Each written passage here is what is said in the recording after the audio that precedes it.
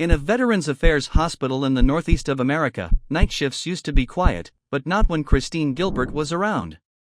Forget it. Christine, the nurse whom all her colleagues saw as skilled and diligent, but she had a terrifying secret inside her: she was killing the patients. The story began when the staff noticed that the number of deaths in the hospital increased strangely when Christine was on shift. Not only that, but most of the patients who died had sudden cardiac arrests. The strangest part was that all these cases happened suddenly, without any prior symptoms or clear heart problems.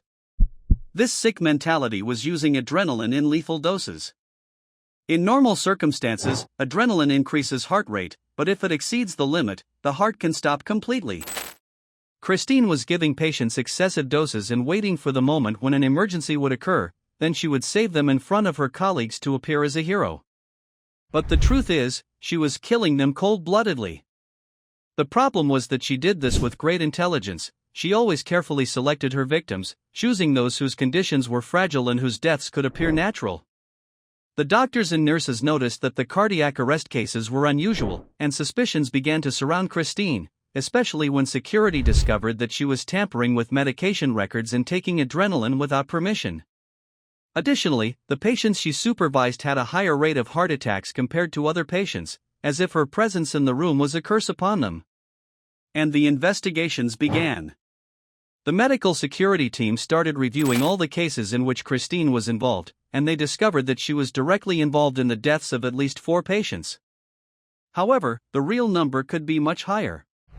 Some estimates say she was responsible for more than 40 deaths, and that's a terrifying number.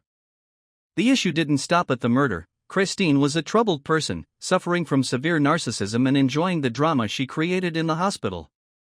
She loved being the center of attention, and what helped her even more was her skill in manipulating people and convincing them of her innocence. Not only that, but when she was young, she was known for her constant lying and would pretend to commit suicide multiple times just to attract the attention of those around her. She exploited sympathy to get out of any predicament. Her behavior was clear evidence of her personality disorder and her willingness to do anything to remain in the spotlight.